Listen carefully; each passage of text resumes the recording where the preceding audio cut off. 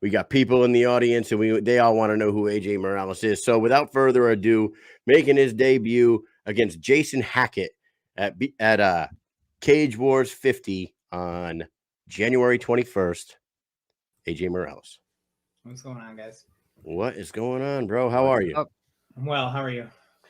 We are good. Obviously, you just heard some of that conversation, so you don't know us, but I'm Kyle Mish. That's Mike Hunold. This is the Mike and Mish Show. Mission accomplished. The spot where combat sports meets combat vets, but you can tell by me trying to talk him into making out with my mother-in-law that we're a little fucked up. So I hope you're ready for this. It's all good. I was expecting the worst, in all honesty. Yeah. Well, you know what?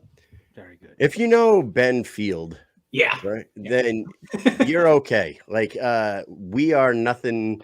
If you're okay with Ben Field, then don't expect too much out of us. My daughter wanted to listen to that interview.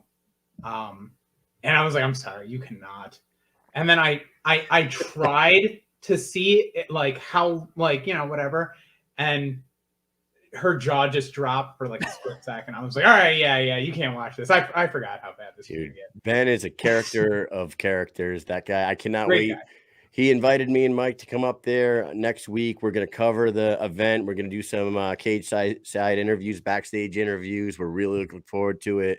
We're going to sit cage side with them. So should be a good time. And I don't know if you know this, but Ben and I made a bet at the beginning of last year, right? 1 year ago, me and him made a bet on who would be the 125-pound UFC women's champion at the end of 2021. Okay. And this fucking stunad says Lauren Murphy. And I said, I will bet my entire life that you are wrong. Valentina Shevchenko will not lose that title to Lauren Murphy. Are you fucking insane? I almost stabbed him through the screen. I'm telling you. So he was like, hey, you know what? When we put a wager on it, the loser has to dress in full drag. And we got to do something special. So we came up with, after the weigh-ins next week, wherever we go out, whatever bar we go out to, Ben will be in full drag. I will doll him up as Lauren Murphy. And that's what you just intentionally? Was this like something he wins twice? So. I think you're onto something. Yeah. I can say it was a bet now. I love you, Ben. I'm sorry. Yeah. All right. So enough about that. Let's talk about you, AJ, man. This is your debut? Yeah. Debut. Tell us a little bit about yourself. Where are you from? You just said you have a daughter. So tell us a little bit about your background first. From Buffalo, New York. Been training for seemingly ever. I think awkwardly everything I did kind of culminates to this as my path here, which is super weird. Like, you know, you don't really think about all the steps on the journey until you're like having your fight and you're just like, oh snap, I'm actually doing this. But yeah, I mean, I've been mostly, how do I put this? Most of the big building blocks I got in MMA came through work with Corey Norman, who you guys had on a while back. So been with him, like just kind of working at this over 10 years, probably more like 15. So now I'm finally having a fight go through. Most of my, every fight I've had planned fell through, and it happened so many times. It's been a long road. Discouraging. What's that? It's been a long road for you to get a fight.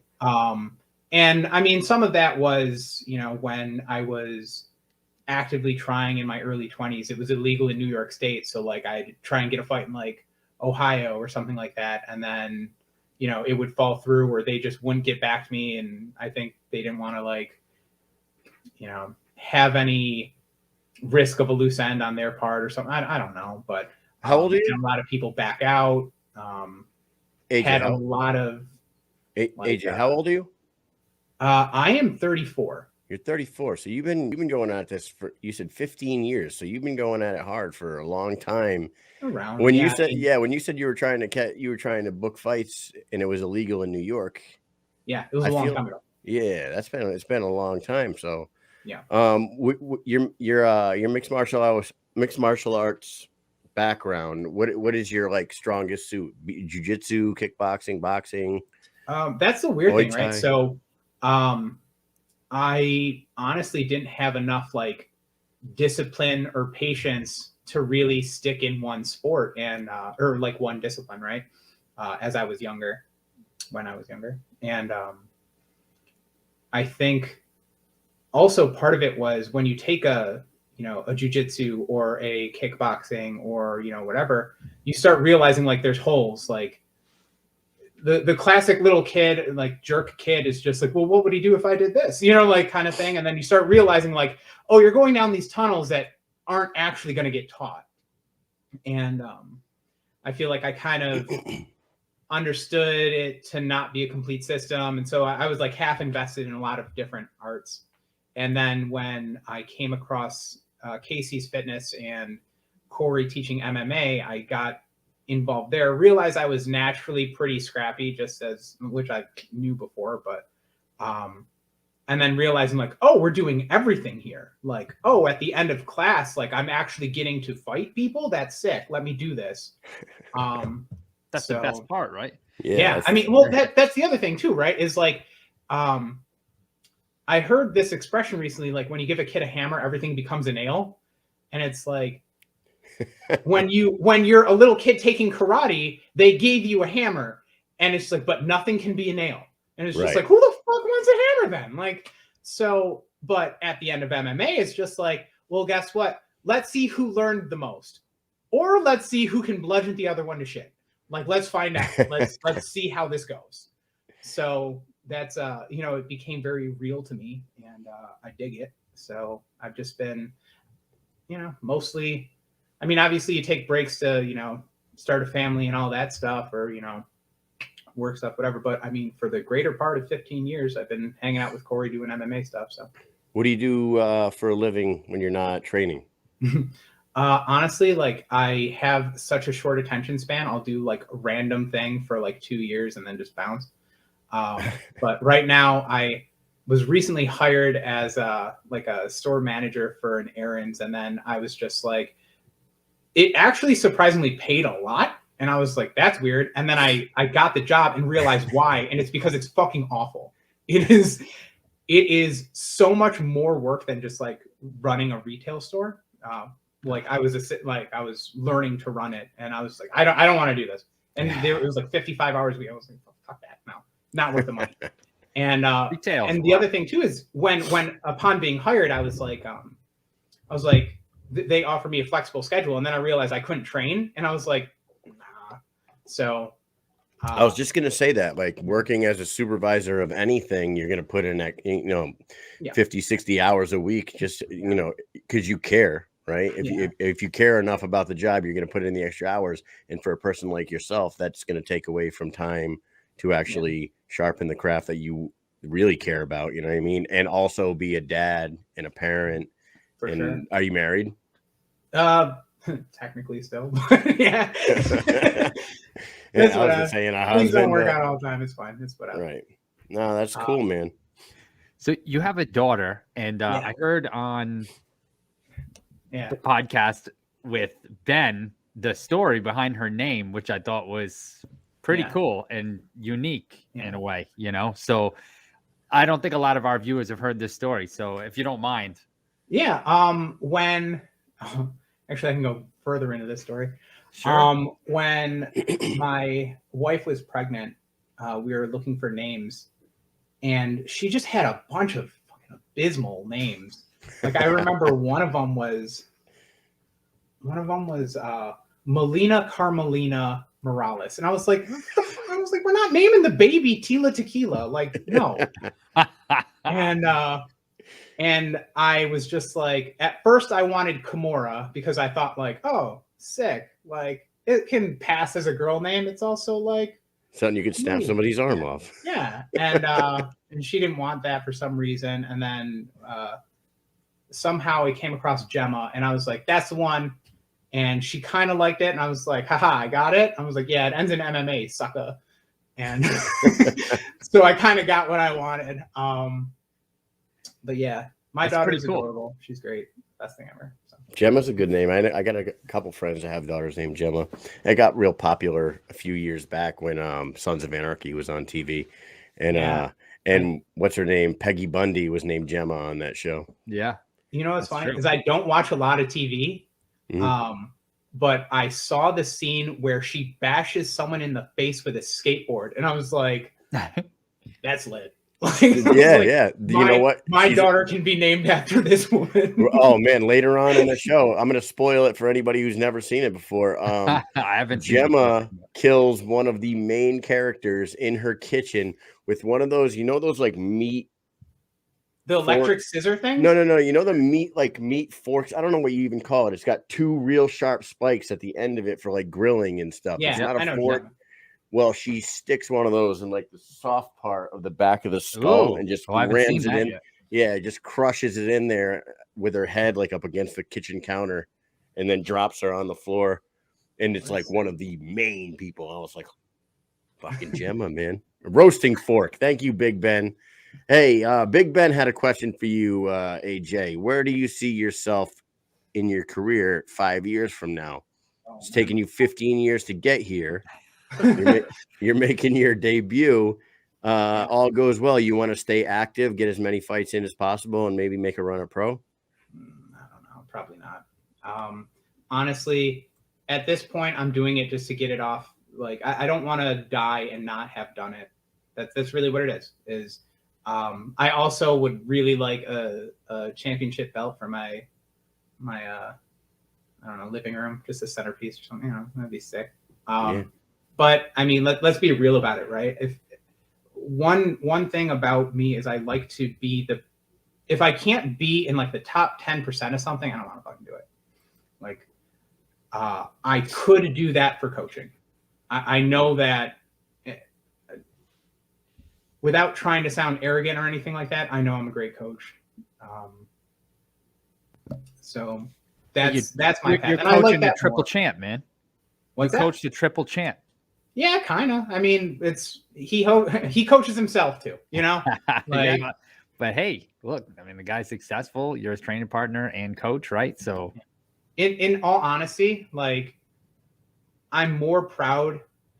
Look, I love Corey, whatever, but I'm probably more proud of Liz Giglia's win or Joe Kaiser's win, because Liz had no fighting experience. And Cage Wars was just desperately trying to get a girl that seemed like she was going to be the next big thing. And for whatever reason, Liz just was like, probably drunkenly, was like, I'll fight that bitch. Well, whatever. Had 5 weeks to train. So we just trained. I trained her for every day for 5 weeks. And then she won her fight by a large margin, That's awesome. When you're training for a fight against amateurs that are making their debuts, like, do you just work on the basics and that's it, or do you come up do you have like do you have some plants around trying to find out what your opponent is good at? I've thought about that, but that just seems a little unnecessary. They like tacos. I would love to say all of the many treasures for this that I have, but I don't want to. I think that that's strategically the wrong move. Okay. So I don't want other coaches to look at fights the way I do. It just doesn't benefit my team. So there you go. You're fighting a guy named Jason Hackett. Yeah. Right? Yeah. What can you tell us about him? You don't have to give us a game plan or anything, but like, where is he from? Your area? Are you familiar with Jason? No. I'm going to not give everything that I could surmise about Jason Hackett publicly, but I can go down a tunnel, like of you. I don't know for fact, but I can figure out enough. You know what I'm saying? But I can tell this is what we know, right? He's 21, wrestled since like 5th grade or something like that. white belt in jiu-jitsu, but probably better than your average white belt because he wrestled for so long. Because he wrestled for so long, yeah. That's about what we got. I probably know more, but not like I know for sure. It's just, look, I've been around this long enough to figure out how you're coming out, what your game plan is, what's the tempo that you're probably going to bring, like, you know, like what's it going to feel like when we clinch up, like, you know, like I probably fought enough people that bring that similar skill set where it's just like, okay, I know this matchup. Okay. Yeah. So. Is he was he a collegiate wrestler or anything like that? Yeah. He went. Yeah, okay. Yeah. Joe Ivy has a great comment here, and I was looking at you talking, and I was gonna suggest maybe like changing the S in your last name to like a Z, because you know the old saying, you never fuck with a guy with the mustacheless beard and a Z in his last name. Like never heard that, but yeah, sure. Like that's because Kyle made that up halfway there. The old saying, like if any of those guys that have a beard, no mustache, and a fucking crazy last name, you just stay the fuck away from them, man. They know too much and they're too goddamn good. And like you look like you fit right into that group.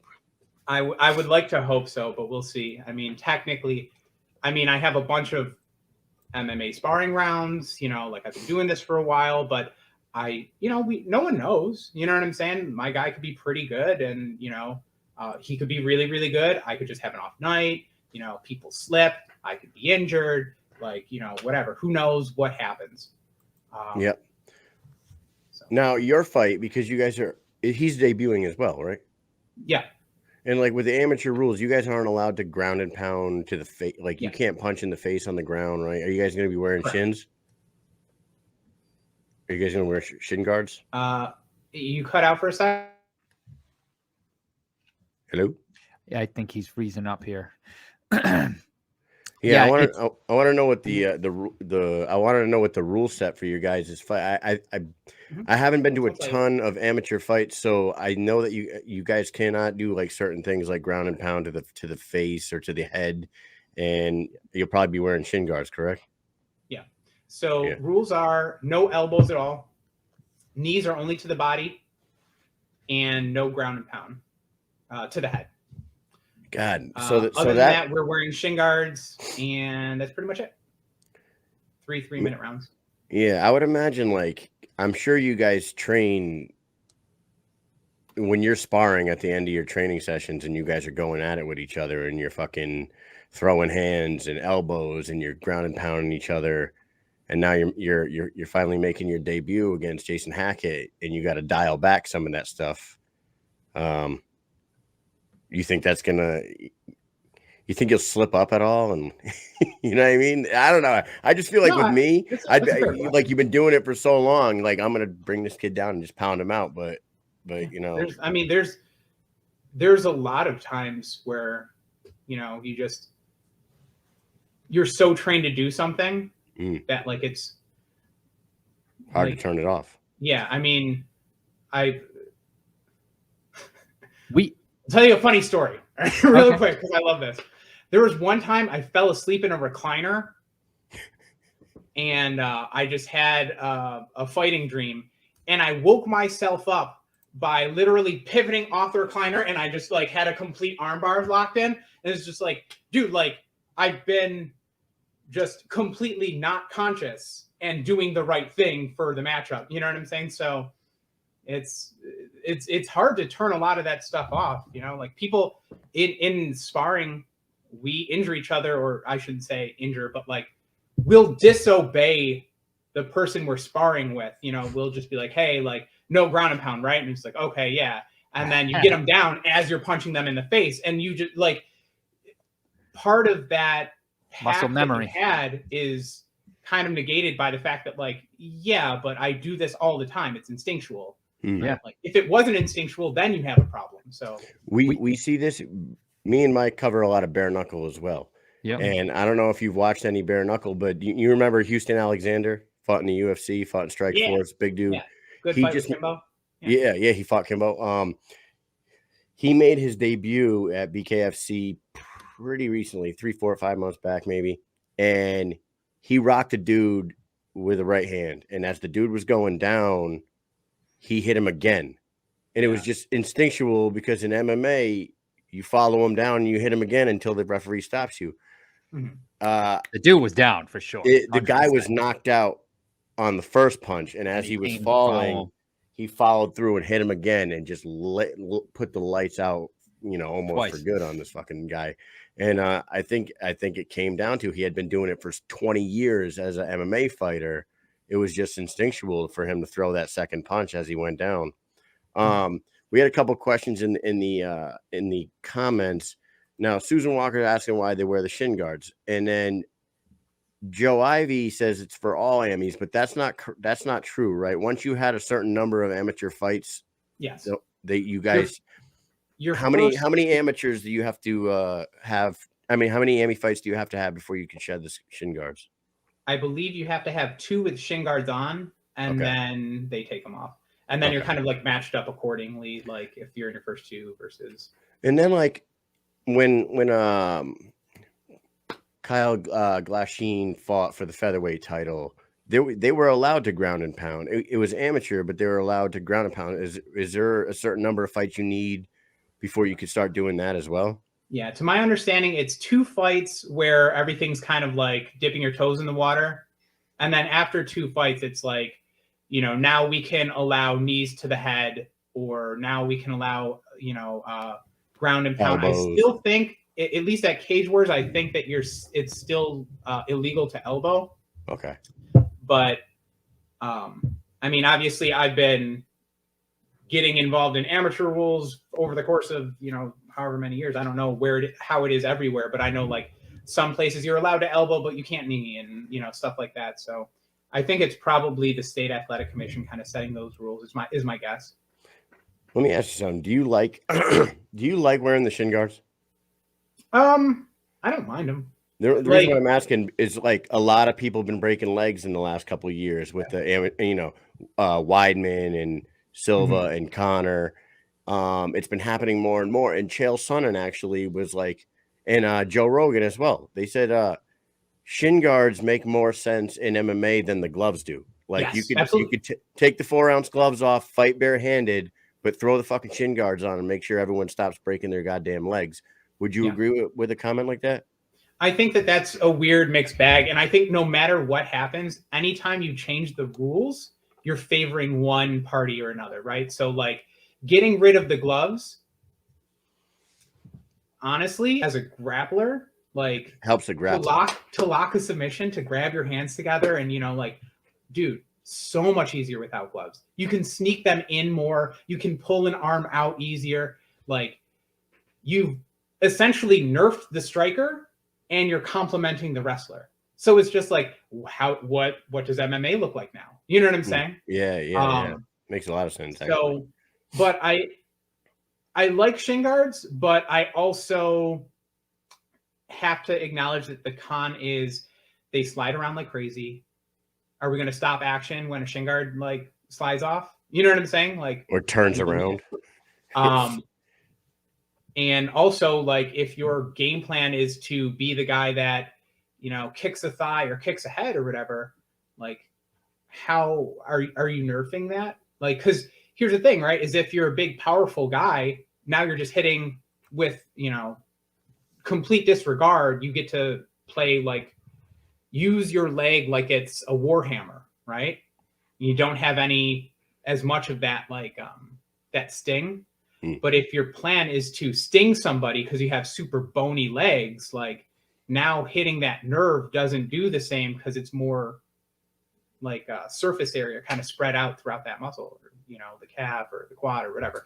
So I don't know. That's just my synopsis of it in these last 30 seconds. I haven't. Yeah, no. It's an interesting conversation that kind of just drummed up. I don't know if you know how me and Mike do this, but like we kind of just shoot from the hip. On every one of our conversations here. We kind of flow. We just go with the flow of the conversation here. That's right. But the best way. Yeah, it is the best way. What we usually do on this show is just try to open up the personality of the fighter so everyone knows who the hell they're fighting and who they're watching, so they can become a fan. And with that said, we do a speed round with everybody. We do 5 questions, not so fight related, just to get the personality of the fighter out there. And we'd like to do one with you if you'd like to take part. I don't want to, but yeah, let's go. Yeah, sure, you do. Come on. It's gonna be fun. It's gonna be speed round with Adrian Morales. Here we go. Number 1. What is a food that you hated as a kid but you love now, and vice versa?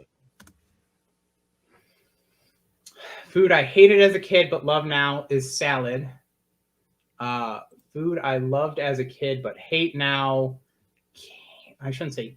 You know what's a good one? Cake. Cake. What the fuck? Why are we eating cake? Those are fantastic answers because salad just lumps up all vegetables, and most kids hate fucking vegetables, and all they do is eat cake because they're sugar freaks like my kids. And I got to slap them down every once in a while. You know? Number 2. Here we go. What is something that you are just terrible at? Spanish. I'm Hispanic, born in Puerto Rico, can't speak Spanish well, man. It's fucking abysmal. I don't even try anymore. It's funny because I was going to say I'm terrible at Spanish too. We've got that in common. Yeah, but when someone finds out that you're like, you were born in Puerto Rico, your parents were born in Puerto Rico, their parents were born in Puerto Rico, like, and I don't speak Spanish, like, I get so much shit. Mike and I have a soldier. Like, I had a soldier that was one of my like. Now she's gone on to bigger and better things. She's like my star soldier. It's the one that you get that student that came in the door and kind of was like a little bit of a lazy person when they walked into your gym at first, and now they're like flourishing. She's that one for me in the Army.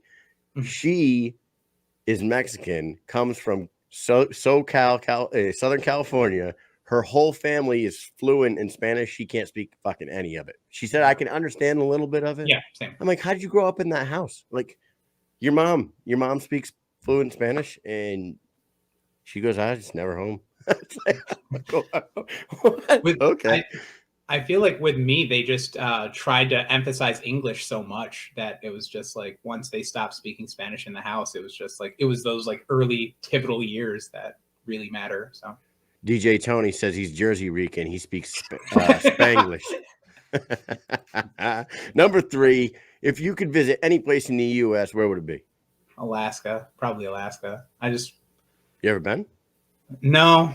I mean, I hate the cold, but I like the idea that it's different and far away, and I'm probably not going to have to deal with too many people. And I guess there's just a bunch of weird. What's up? I was gonna say that's where most people that are trying to get away from something that criminals on the run, people with outstanding warrants. That was another thing, is I was gonna say, I bet the people in Alaska all have some good fucking stories. Yeah. We have a guy in our unit that was stationed in Alaska for like 6 years, and he did MMA up there, and he was like, dude, there's smokers everywhere. He's like, there's little smoker shows all over fucking Alaska because everyone goes up there, and what else? They'll fight anywhere they want to fight. They'll just put on a show, and he's like, I fought a few smokers myself. I'm like, that's fucking awesome, dude. All right, number 4, Mike. Number 4, if you could instantly learn to do anything, what would it be? I mean, Spanish is the easy answer, but I could try and think of something else. Tap out Corey Norman. That'd be sick. That's a big boy, man. We were thinking about, I said, just automatically be the best at playing the guitar. So boom, now you could be a rock star. You do whatever you want, make some music. And then Kyle, what did you say? What did I say? I thought I said be the best battle rapper. Oh, no, best battle rapper on the plane. Yeah. What did you say? Yeah, that's what I said. Best battle rapper. I was like, because I can't rap. I listen to rap music. I love rap music, but I could never freestyle rap. And how cool would it be to just instantly be fucking the best battle rapper on the planet? Just go around fucking. Just to on the spot be more clever than anyone else and insult someone. Just eat them up right there on the spot. Yeah, it would be freaking fun. I'd probably be a better soldier too. I wouldn't be a better employee who wants to do that. Yeah. All right. Last question. What is the funniest real name you've ever heard?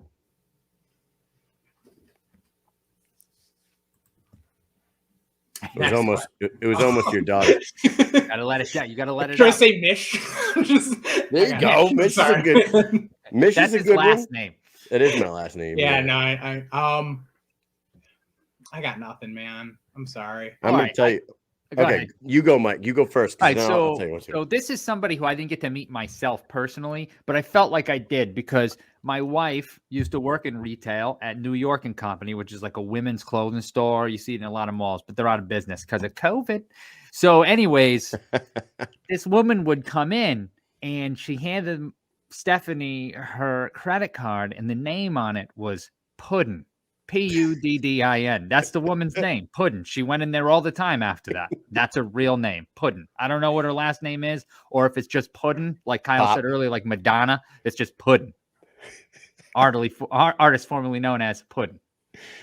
Dude, there was a famous a set of twins down in Pennsylvania, Lamangelo and Orangelo, spelt lemon jello and orange jello. Lamangelo and Orangelo, baby. That's the one right there. I got nothing. I wish I had a good one. I got nothing. You know what's sad is like a week from now, I'm just like, Sharkeisha. No, yeah. No, it'd have to be so much better. All right, man. Well, hey, we look forward to seeing you up there in New York. We're really fired up about this. We'll see you up there at the weigh-ins and at the event, and we'll give you an opportunity. There you go, Morales versus Hacker, right there. You look like a psychopath in that fucking picture. Dude, I photographed terribly. All right, well, there you go.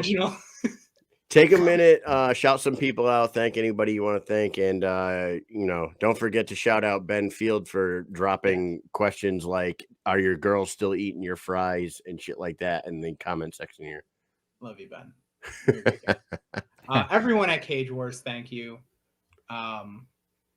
God damn, I don't know if I want to read this right now. Everyone at Cage Wars, thank you. Shout out to my daughter Gemma. Love her. She's great. She's actually one of my biggest fans. She'll come to MMA with me and then just give me like a golf clap or like a good head shake after a round. Good job. Good job. Like a proud, like yeah. OP MMA, Casey's Fitness, thank you. Corey Norman, Kevin Cunningham, the entire MMA team. Especially my friend Greg at the gym, dude. He's been a total gangster for me. He's been like my favorite, well, like honestly, the only person that comes in anymore to, be my sparring partner. So he's got a set on him. So good for him. Thank you, Greg. But yeah, keep a close circle. That's really it. All right, man. Well, thank you very much for coming on. We will see you next week. Best of luck in your fight, but we'll see you beforehand, and we'll talk it up a little bit. Maybe I'll do it. Well, maybe we'll get a little interview up in there in person, huh? Yep. All right. Thank you, guys. All right, buddy. All right, thanks for coming on. See you. Let's go.